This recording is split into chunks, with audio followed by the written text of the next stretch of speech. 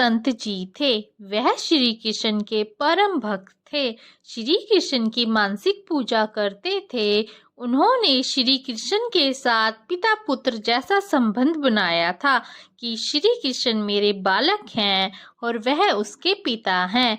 वह हर रोज कान्हा को उठाते, भोजन कराते, गोद में खिलाते, अपना पूरा प्यार कान्हा पर उड़ेल देते। कभी कहते कान्हा मेरी दाढ़ी नोच रहा है, कभी कान्हा को पकड़ने उसके पीछे भागते।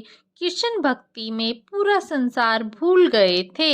हर समय कृष्ण भक्ति में ही रमे रहते थे।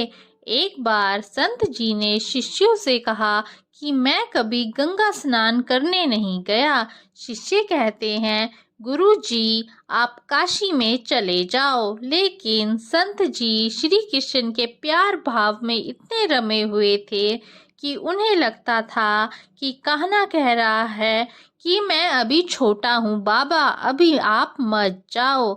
समय के साथ संत जी वृद्ध हो गए, लेकिन उनका कन्हैया वही 7-8 साल का बालक ही रहा।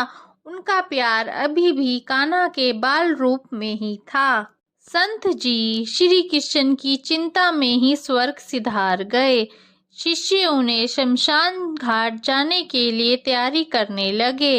इतने में ही एक 7-8 साल का सुंदर बालक गंगा जल का घड़ा लिए आया और कहने लगा कि मैं इनका मानस पुत्र हूँ, इनका संस्कार मैं ही करूँगा। इनकी इच्छा थी गंगा स्नान करने की, इसलिए मैं उनकी इच्छा जरूर पूरी करूँगा। इसलिए मैं घड़े में यह गंगा जल लाया हूँ। बालक ने संत जी के पार्थिव शरीर को गंगा स्नान कराया, संत के माथे पर तिलक लगाया और उनका अग्नि संस्कार किया। उस बालक में एक अद्भुत सी कशिश थी कि कोई कुछ बोल ना सका, किसी ने कुछ पूछा ही नहीं।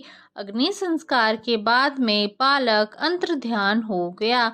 उस बालक के जाने के बाद लोगों के मन में आया कि संत जी तो बाल ब्रह्मचारी थे, उनका तो कोई पुत्र था ही नहीं।